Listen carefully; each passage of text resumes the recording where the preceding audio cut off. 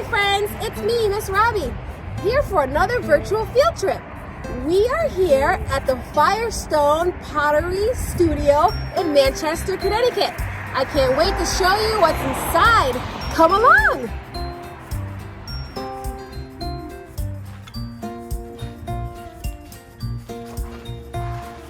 Hi, Miss Robbie's class. Welcome to the Firestone. Would you guys like to come on in and see a tour of the place? Come on in. Welcome to the Firestone Art Studio and Cafe in Manchester, Connecticut.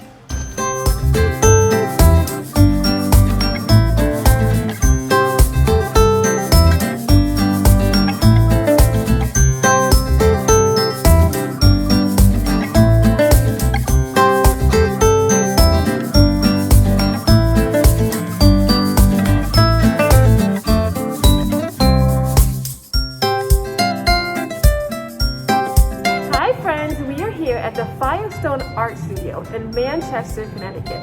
I'm here with Ezra, and we're going to be learning about some of the things that we can do here.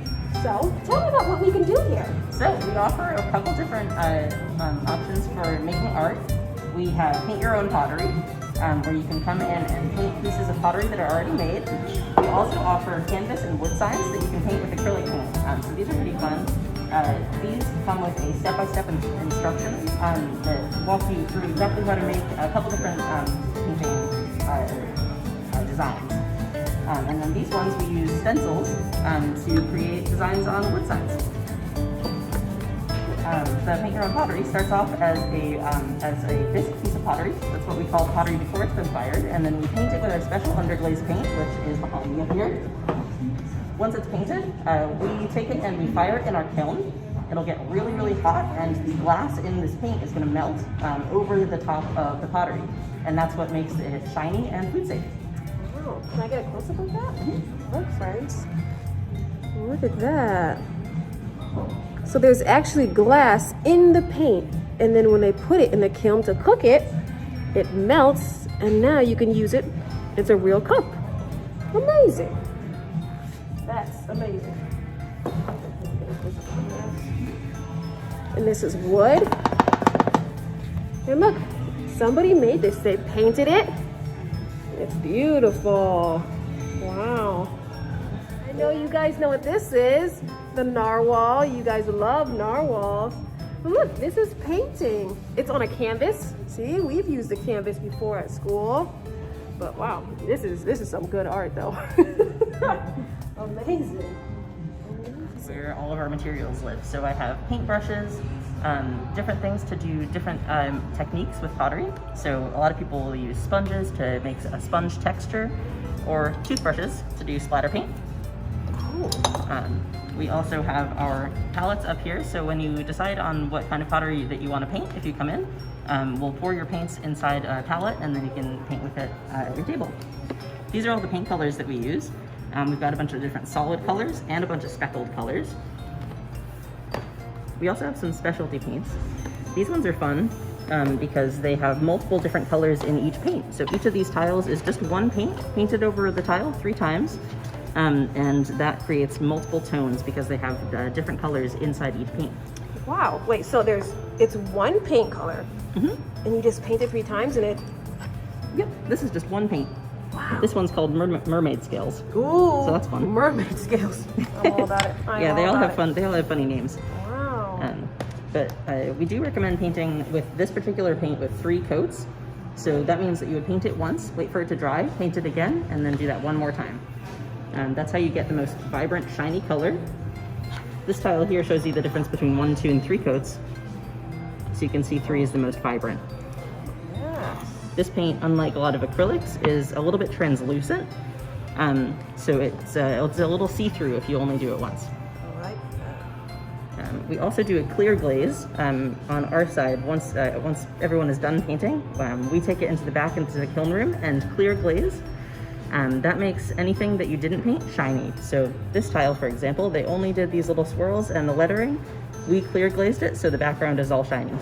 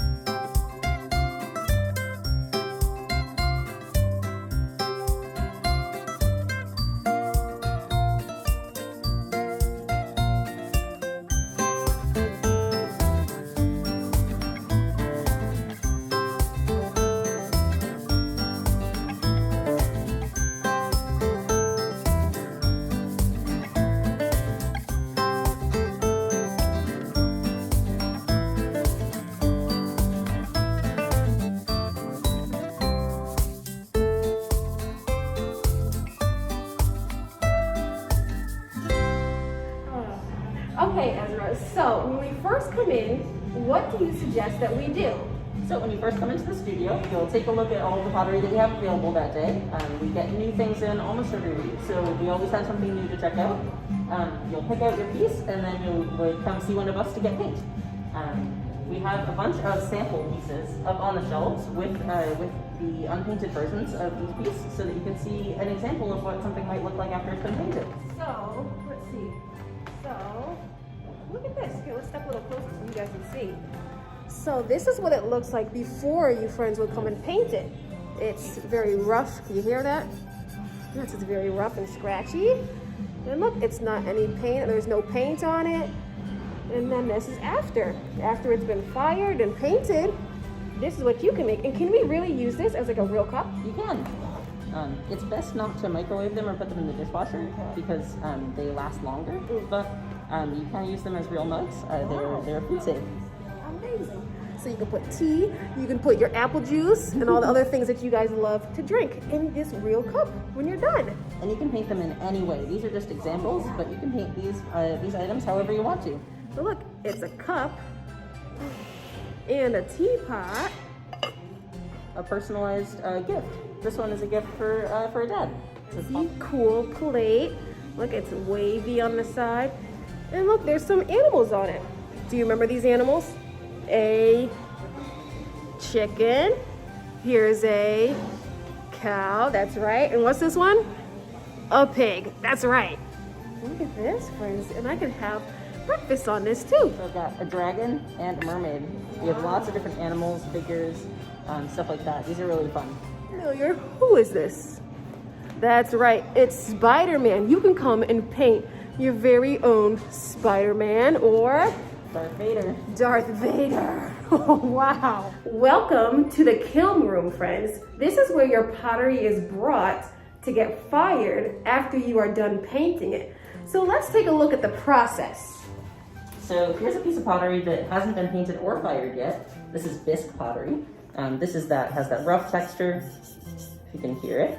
Hasn't been painted at all. It's plain white. This is basically just clay that's been fired once. So these are what that would look like. It's on the shelf that we just saw. And then here's an example of a piece of pottery that has been painted by somebody named Nicole. Good job, Nicole. So she made some little dots on it with paint. Some of this pottery isn't painted still. She left some of it blank, but she did make a design on it with paint. So you can see that the paint looks really chalky and light colored. It's not very shiny or vibrant. We would take this and dip it into our glaze over here. So this is a bucket of clear glaze. It looks blue and not clear, but this glaze actually turns clear when we fire the pottery. So we would dip this piece of pottery into the kiln or into the glaze bucket to cover it in that blue glaze. Then we put this in our kiln, and once it gets really, really hot and then cools all the way back down, it gets shiny like this one. So that's the finished product. Wow. And once again, you can use it as a real cup. You can put ice cream in that, which is what I would put in that, to be honest. Let's take a closer look at the pieces of pottery and the glaze. So these are pieces of pottery that have been made in our wet clay studio.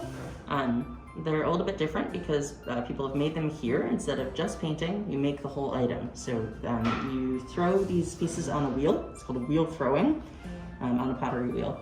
And that's how you can make pieces of pottery that are pretty even all around.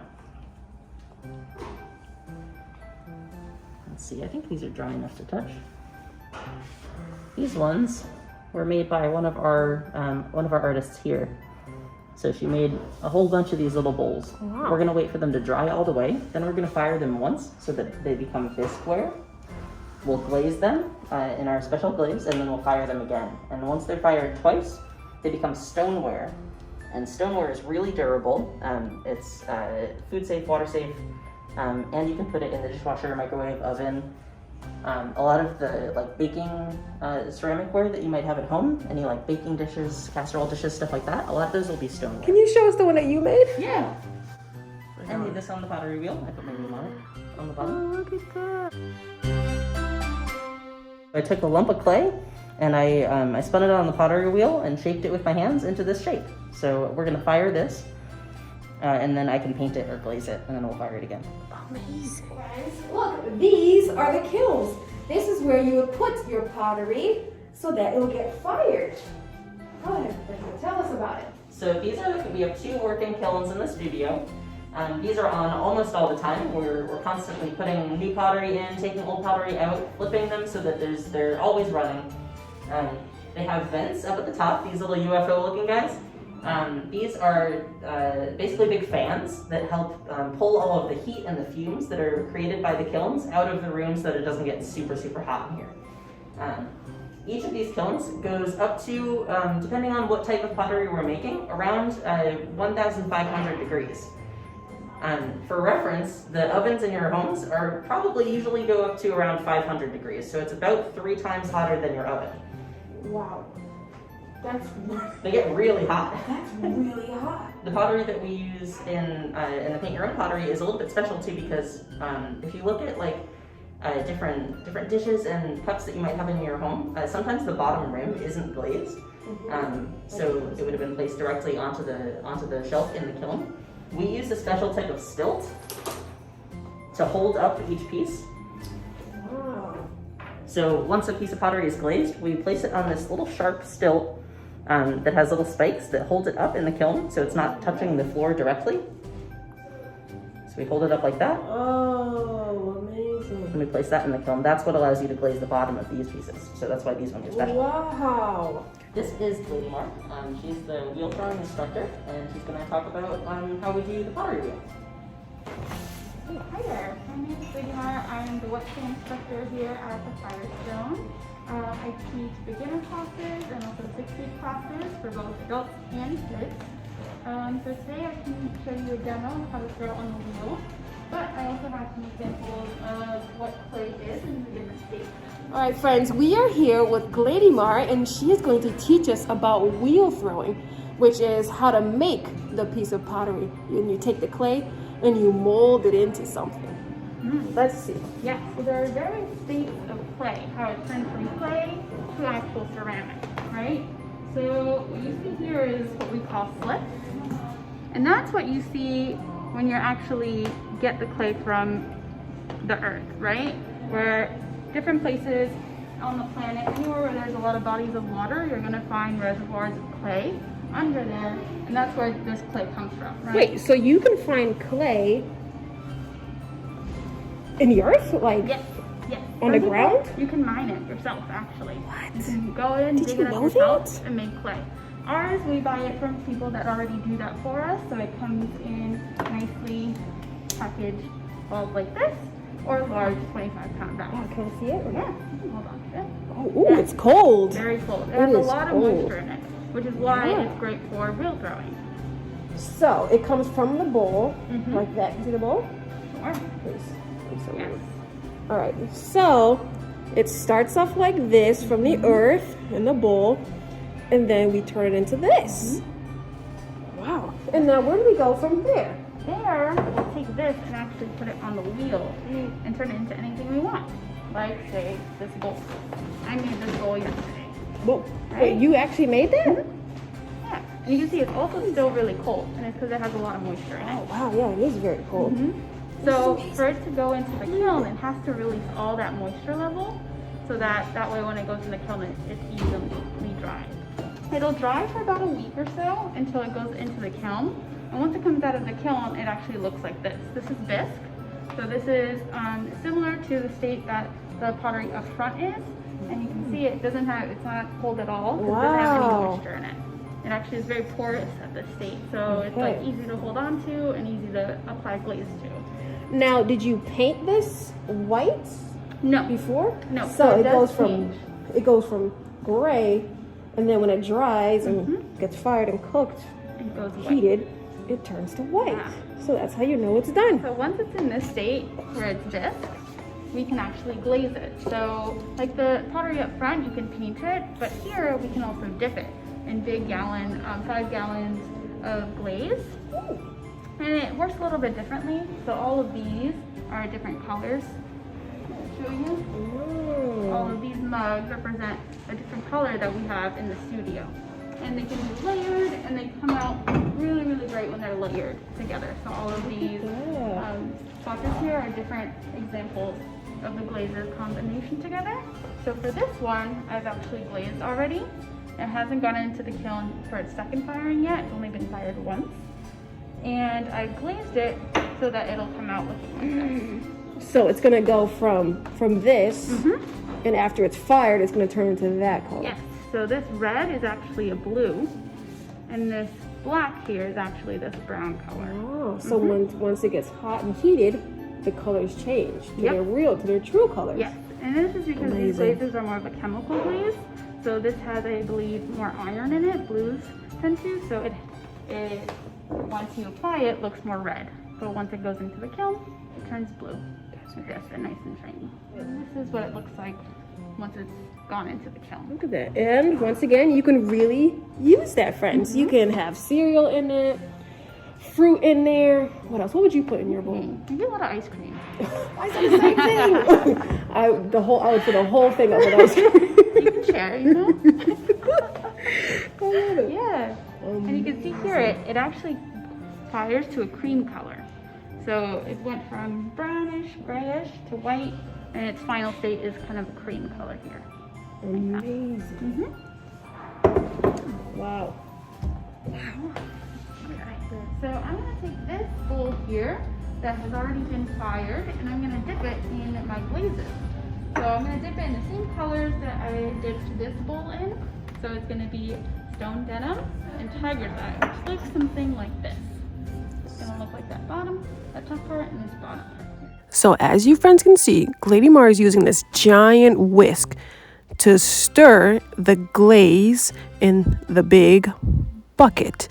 And I'm sure you've seen this whisk in your kitchen cooking with your mom's, grandparents, or your dad's. But look how big hers is. Now, Lady Mar is going to take her piece of pottery, the bowl, and clamp it. And then she's going to dip it into the glaze and make sure it's all covered. Then she's going to take the top part and dip it into the glaze of another color. Okay,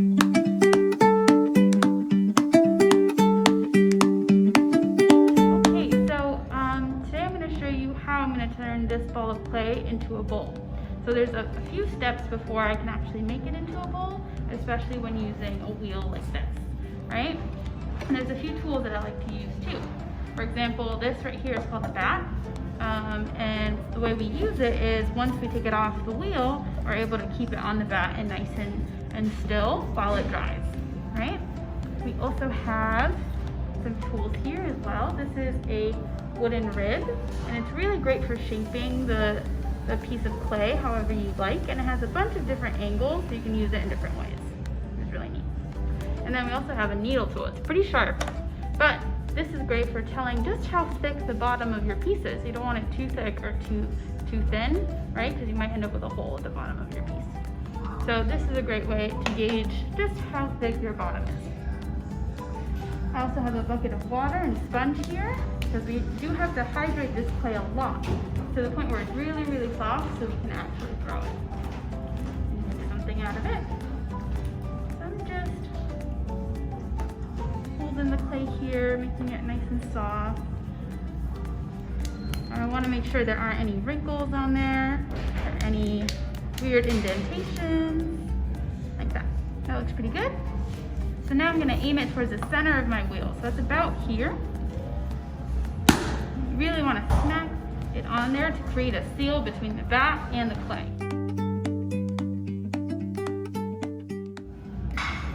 Now I'm going to add some water to it. And I'm adding water to the bat too because I don't want any friction between my hand and the clay.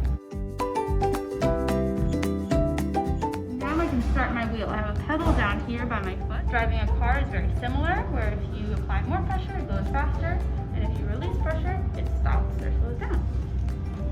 But I'm going to go pretty fast here, about halfway. And I can lift my foot up like this, and it keeps that speed, which is really great. So I don't have to worry about the speed of the wheel while I'm growing. And now I've added some water to my hands. And my first step is I like to just hold on to it. I want to get a little bit of slip between my hands and the clay here, like so. So once I've done that, I'm going to start moving the clay up and down. It's called coning up and down. So I'm going to apply pressure to the sides of it to make it go up into a cone shape and then bring it back down. So I do that by applying pressure to the side. And the reason we do this is so that I can add more water to the clay to get it into a really nice soft consistency. So that's my little cone. And anytime it starts to look sticky like this, I add a little bit of water.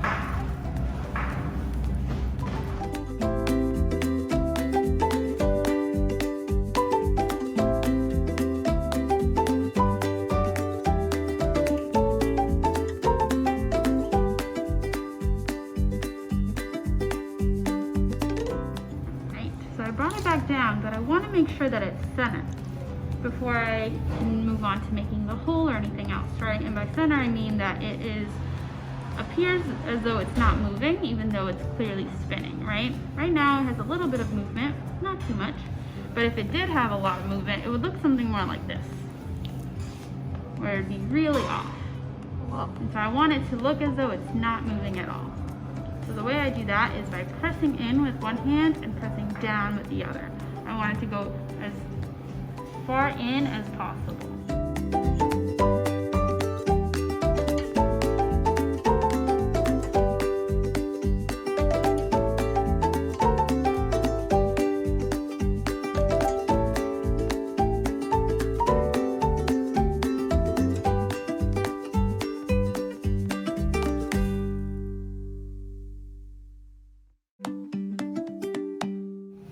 Okay, so now I can move on to making the hole. So to make the hole, I like to align my thumbs like this. It kind of looks like a butterfly. And I'm going to press down just with my thumbs, right in the middle.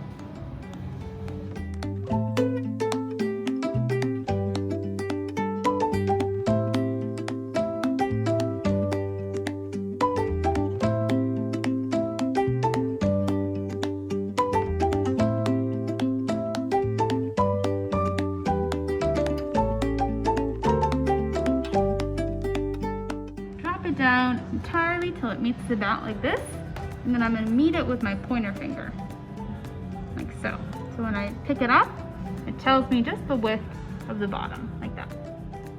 So that's pretty good. I want about 1/4 to 1/3 of an inch, so that's within that range there. So I know I don't have to go any further down anymore, right? So I can start my wheel again, and I'm just going to get rid of that little hole that I just made with my sponge. Just by pressing down pretty lightly. And you'll see it. It'll start to disappear because that clay will even out and fill out the hole.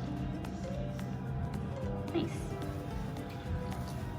Okay, so now I can move on to pulling. So pulling just means that you're applying pressure to the inside of the wall and the outside of the wall with nice even pressure and slowly moving up, right? And what that's going to do is it's going to move this clay here, it's pretty thick right now, it's going to start moving it up and thinning it out. So it's going to look something like this on the inside. That's pretty thin right now, so that's what we're going to try to do with this one.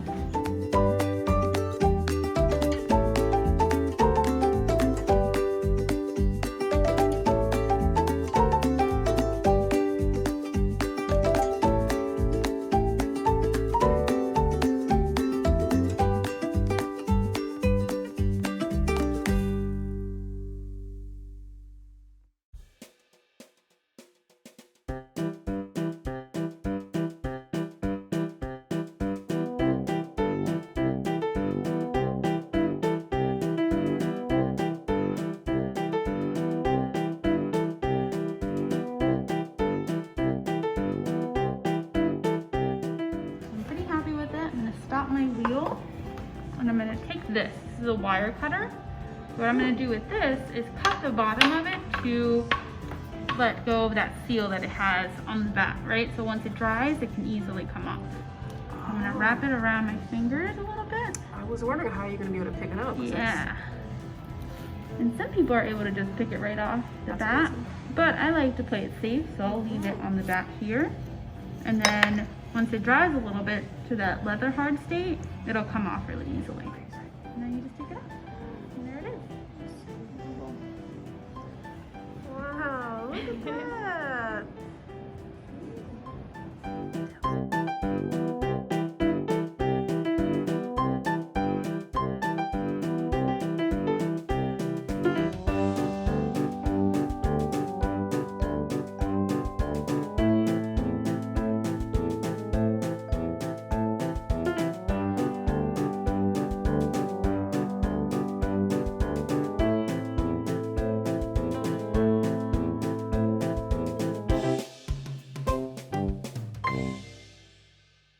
Alright friends, so now after all that hard work spinning the clay, I have worked up an appetite and I'm here with Vanessa to tell us about their cafe. Thank you, Ms. Robbie. So hi friends, my name is Vanessa and I'm the cafe team lead here at the Firestone. We make lots of yummy things in-house, and everything that we can't make here we try and get locally to support our community here in Manchester, in Connecticut, and in Massachusetts. We have sandwiches, salads, cookies, Rice Krispie treats, chips, sodas, coffees, and teas. For you guys, we have hot chocolate that we make right here in-house. We have cookies, Rice Krispie treats, and sandwiches.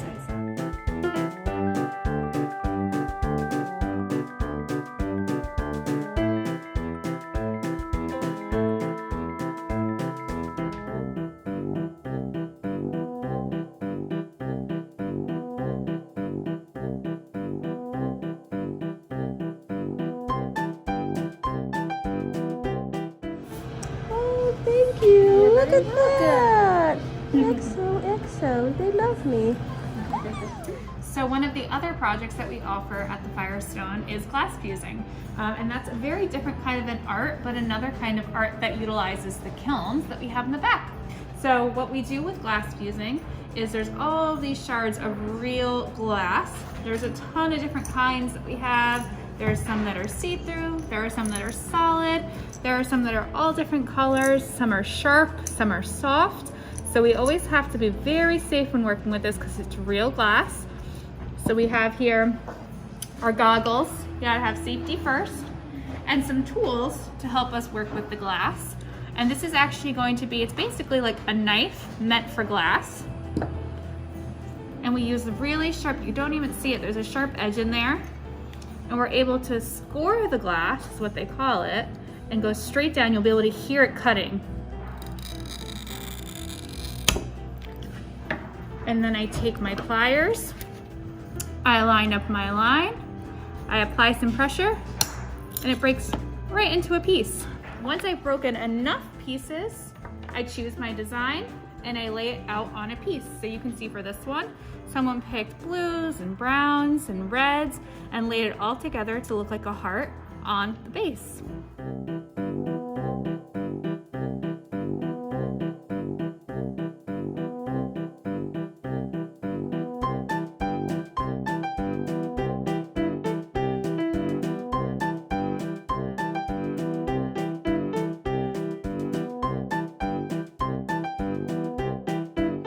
Now that we have finished our little snack break, I am here with DK to show us about glass fusing.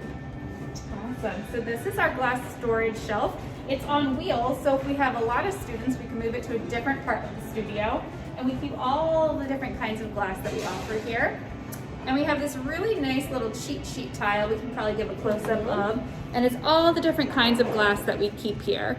So I demoed cutting a piece of scrap glass, and that can get layered up here over in the corner. But we also carry some other fun kinds. So over here, you'll see frit, and that kind of looks like sand art, and I'll show that to you in the container. There's pebbles, which are little stones and little circular rocks. And then there's these really cool ones called stringers and rods that remind me of spaghetti. And you can see those all coming out of the vases along the top row. And here's a close-up of one. So it really reminds me of spaghetti, but you can cut this with our tools and assemble something as cool as that. Wow. Isn't that awesome? That's all made out of those little spaghetti pieces. So pretty. And here is that stuff called frit. Oh, see, I thought it was glitter. Yeah, it looks like glitter and it comes in all different colors, shades, and sizes. And I would normally put some in my hand, but since it's glass, you have to wear protective gloves if you want to spill that into your hand, safety first. And people like to use this with a tiny, tiny, tiny spoon, which is somewhere on my cart. And that way you can put it on with glue and put it right onto your piece. Really cool. And you know, hairspray works too. What? Yeah. What does that hairspray do for? Like, So if you don't have glue, it'll just help keep it in place. Because all you have to do is move it from here to the kiln, and the kiln does all the work. So after the glue, it's just there to set. The kiln actually does all the fusing and melting. Well, friends, another field trip has come to an end. I want to thank Lady Mar, Ezra, DK, and all of the staff at Firestone Art Studio for letting us come and visit. And as I always say, I'll be back with more videos.